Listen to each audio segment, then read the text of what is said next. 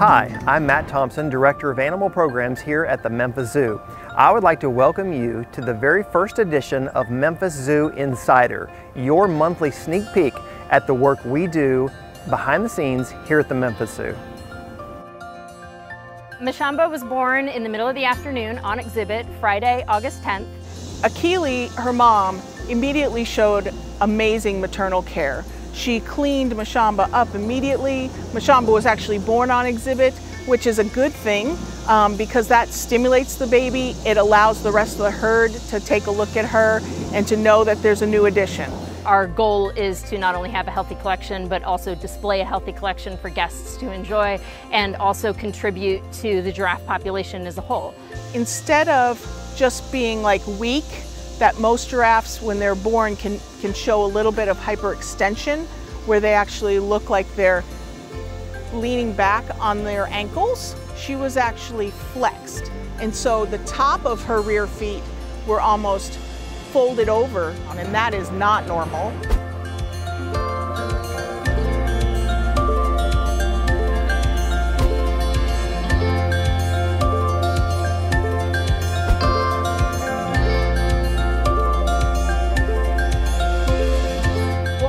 We take several people to push the calf up against a wall. The calf remains on her own feet and we loosely restrain her. Essentially, we are providing security. She just stands calmly while we change out the bandages. This isn't painful for her. We include several people in the process so that no one person gets hurt either. The splints themselves have to be very, very well padded.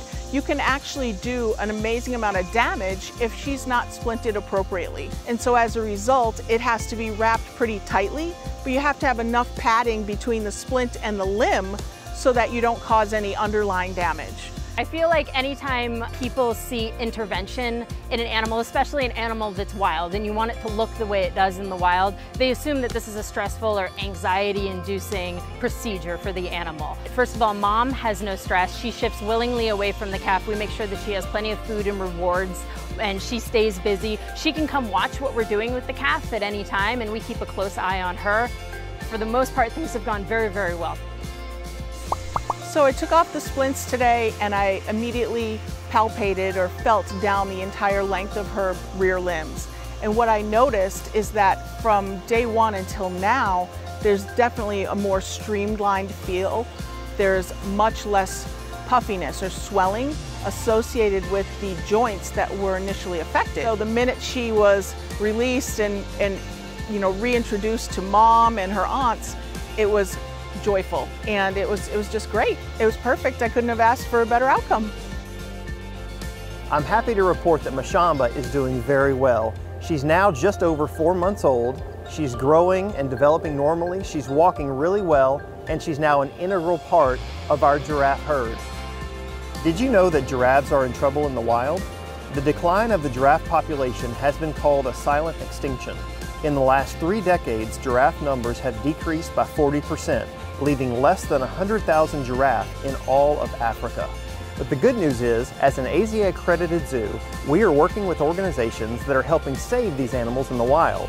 Also, here at the Memphis Zoo, we are working directly to maintain a strong and genetically healthy giraffe population so our visitors can learn more about these magnificent animals.